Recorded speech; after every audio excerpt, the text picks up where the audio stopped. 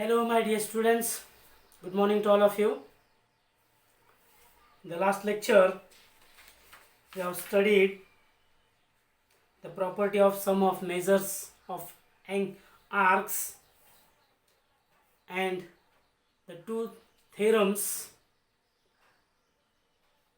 based on the congruent arcs and the corresponding chords of the congruent arcs.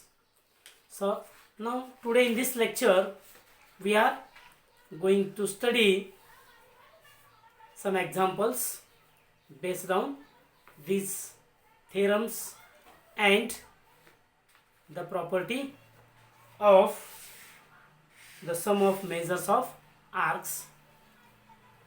So see the first example here.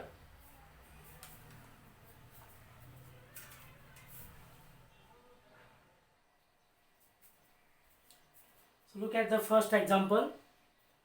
The points A, B, C are any points on the circle with center O, and write the name of all arcs formed due to these points. The second one, if measure of arc BC is equal to 110 degree and measure of arc AB is equal to 125 degree, then find the measures of all remaining arcs. आता इथं बघा काय दिलं आपल्याला, circle with centre O आहे, त्याच्यावर points A B C असे 3 points आहेत. त्यामुळं या तिन्ही पॉइंट्समुळं तयार होणारे आर्कची नावं आपल्याला लिहायची आहेत. जेवढे आर्क तयार होतील त्या सर्व आर्कची नावं लिहायचे. So first of all right here first one. मग कुठले कुठले आर्क तयार होतात बघा. मग पहिल्यांदा 2-2 पॉइंट जोडून ते आर्क घ्या. Arc A B, arc B C, arc A C, हे 3 आर्क तरी होतातच. मग ते 3 आर्क लिहिलं आपण. Arc A B, arc B C, arc A C, हे 3 आर्क म्हणजे 2-2 पॉइंट घेऊन. आता 3-3 पॉइंट घेऊन घ्या. ए बी सी हा एक आर्क होईल. आर्क ए बी सी, पुढचं आर्क ए बी सी झालं. ए सी बी, ए सी बी झालं. ए आणि बी एंड पॉइंट घेऊन ए बी सी, इथं एंड पॉइंट कुठले ए आणि सी आहेत. ए सी बी मध्ये ए आणि बी एंड पॉइंट्स आहेत. आता बी आणि सी एंड पॉइंट्स असलेलं आर्क बी ए सी, असे एवढे आर्क्स त्याच्यामध्ये तयार होतात. सेकंड वन, सेकंड काय बघा, आर्क ए बी आणि आर्क बी सी दिलेले आहेत आपल्याला. Arc B C is 110 degree and arc AB is 125 degree. From these two given measure of arcs, we have to find the measures of remaining all arcs. Okay, first of all find arc AB दिलेला आहे आणि arc BC दिले. arc AC काढून घ्या. First of all find the arc AC. त्याच्यानंतर पहिल्यांदा arc ABC काढा. कारण आर्क एसी जर काढायचं असेल तर हे मायनर आर्क आहे आणि इकडचा ए बी चा मेजर आर्क आहे. 360 मधनं हा मेजर आर्क आपल्याला मायनस करता येतो. मग त्यामुळे पहिल्यांदा आर्क ए बी सी काढून घ्या. Measure of arc A B C is equal to major of arc A B plus major of arc B C. कारण ए बी पण माहिती आहे आपल्याला, बी सी पण माहिती आहे. मग इथं रिझल्ट लिहू आपण property of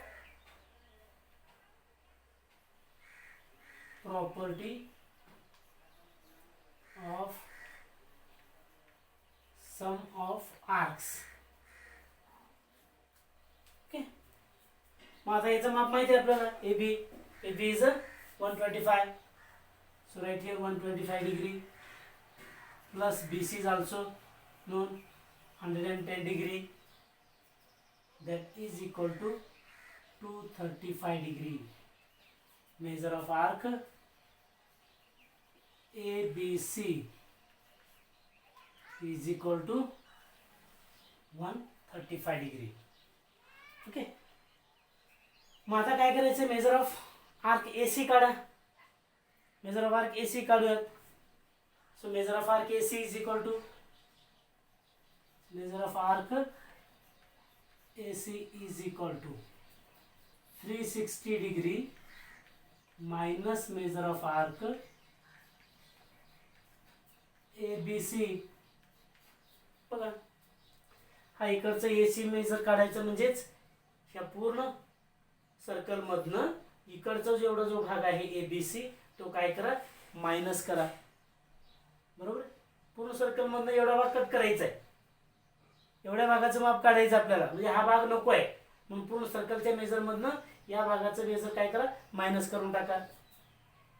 so that is equal to 360 degree minus, त्याचं माप काढलंय आपण आता 135 डिग्री, तो 235 डिग्री, तो इथं मांडा 235 degree. That is equal to how much, किती येत आहे बघा, याच्यातनं ते मायनस करून टाका, 125 डिग्री. बरोबर, 125 degree.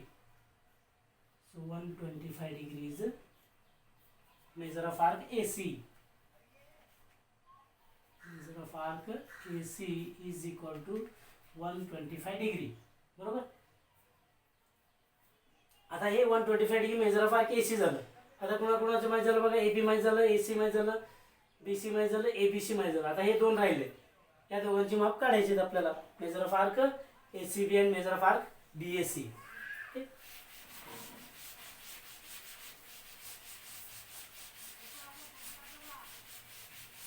Measure of arc ACB काढा. Measure of arc ACB is equal to major of arc ACB is equal to ACB is equal to measure of arc AC plus measure of arc BC. Measure of arc AC plus measure of arc BC. मग इथं reason काय लिहायचं, property of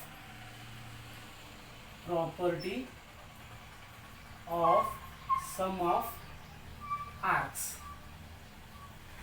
इथे reason झालं.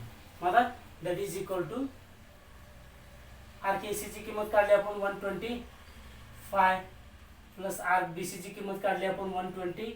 दिलेलंच आपल्याला 125. दोघांचं बेरीज करा, 250 degree measure of arc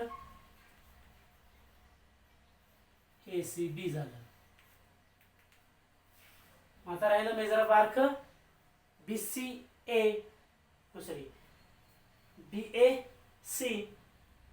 ACB काढला आता आपण, ABC काढलं, ACB काढलं, आता राहिलं BAC. So measure of arc BAC is equal to major of arc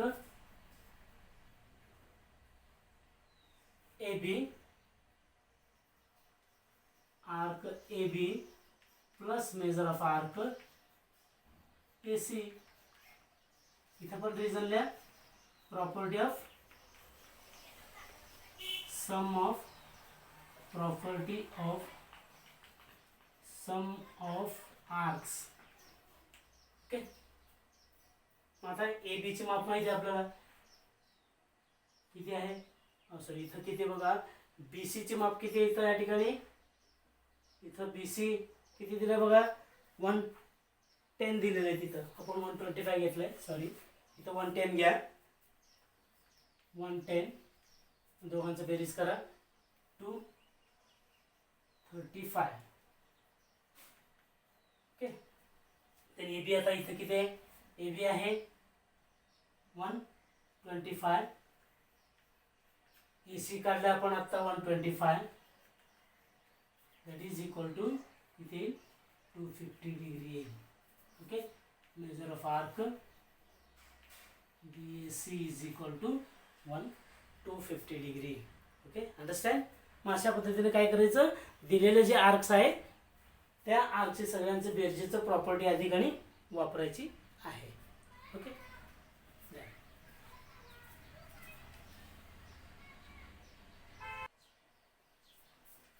now let us see the second example.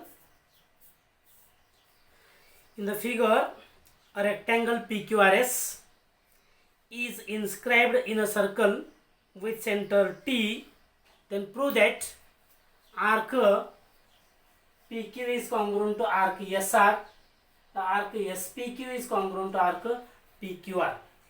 So here we are given that quadrilateral PQRS is a rectangle, and this rectangle is inscribed in the circle with center T. That means the vertices of quadrilateral PQRS are lies on the circle with center T.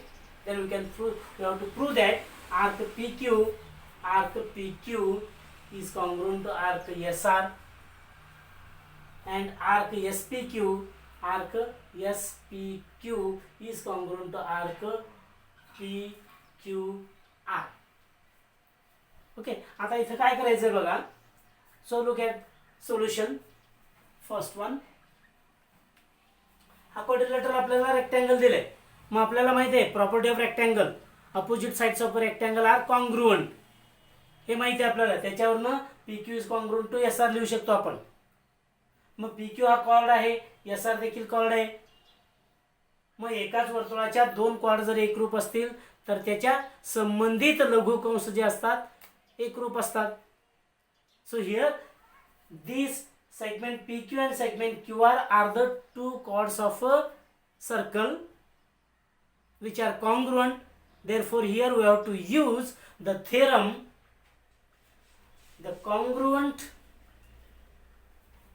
the arcs of congruent chords, the arcs corresponding to the congruent chords of a circle are congruent. Therefore we can write here arc PQ is congruent to arc SR. Okay, so right here quadrilateral PQRS is a rectangle. Therefore we can write here segment PQ is congruent to segment SR. Reason, opposite sides of rectangle. Opposite sides of rectangle. Okay, then these two chords are congruent. That is, therefore the arc PQ is congruent to arc SR. corresponding arcs of congruent chords. जे दोन chords congruent आहेत त्याचे corresponding arcs congruent असतात. हे आपण last lecture मध्ये बघितलं, ते थेरम अभ्यासलंय आपण. त्या थेरमच्या सहाय्याने हे दोन कॉन्ग्रुएंट दाखवलं आपण. म्हणजे फर्स्ट हे प्रूव्ह झालं. फर्स्ट स्टेटमेंट जो आहे arc PQ is congruent arc SR हे प्रूव्ह होतो. ओके, आता सेकंड स्टेटमेंट मध्ये काय प्रूव्ह करायचं बघा. हे प्रूव्ह करायचं आहे सेकंड. मग आता इथं SPQ हे जर कॉन्ग्रुएंट दाखवलं इथं आपण. आता हे दोन्ही कॉन्ग्रुएंट दाखवायचं अपोजिट साइड्स ऑफ. आता बघा SP segment SP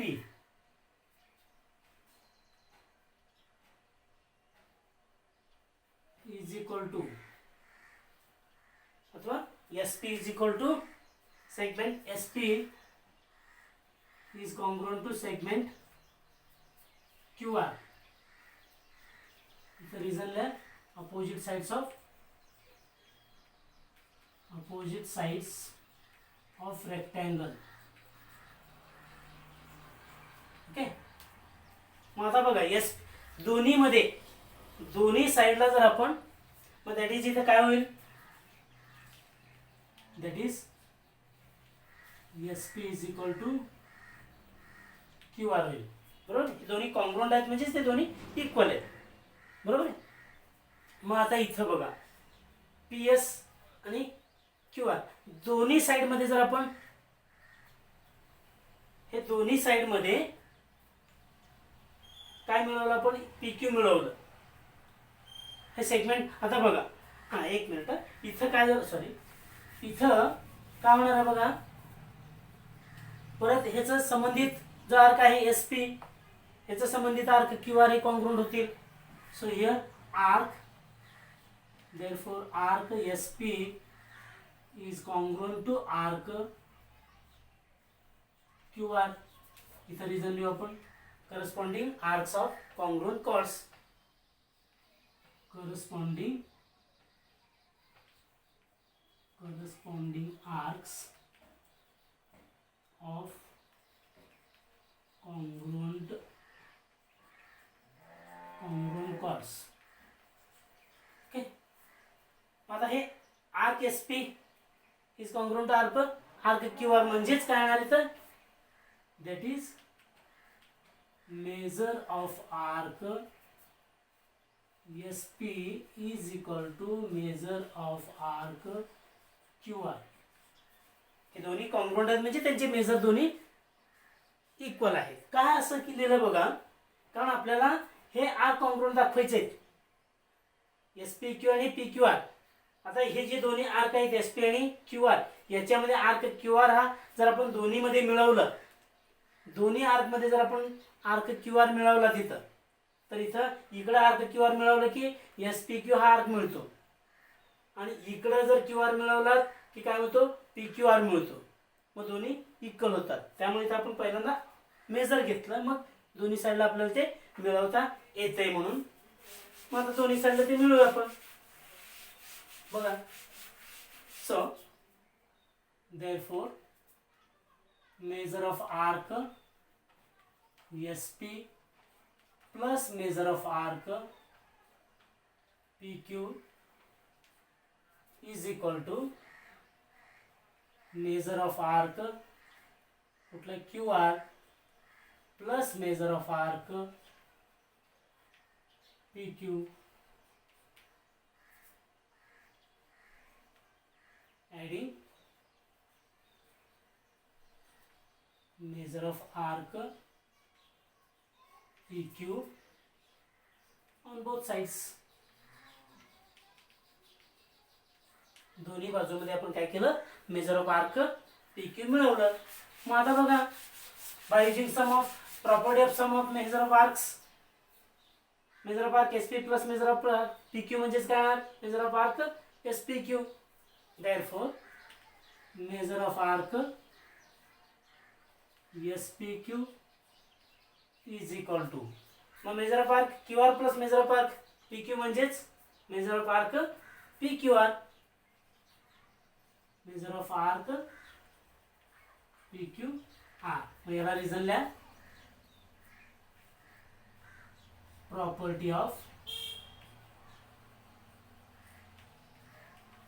some of arcs. आता major of arc SPQ is equal to major of arc PQR म्हणजेच therefore arc SPQ is congruent to arc PQR.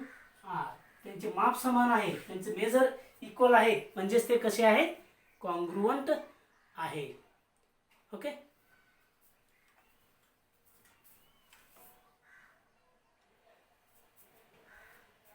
कळालं का बघा? You understand? So I hope that all of you understood these examples. So we'll study the next part, that is practice set 3.3 in the next lecture. So thank you.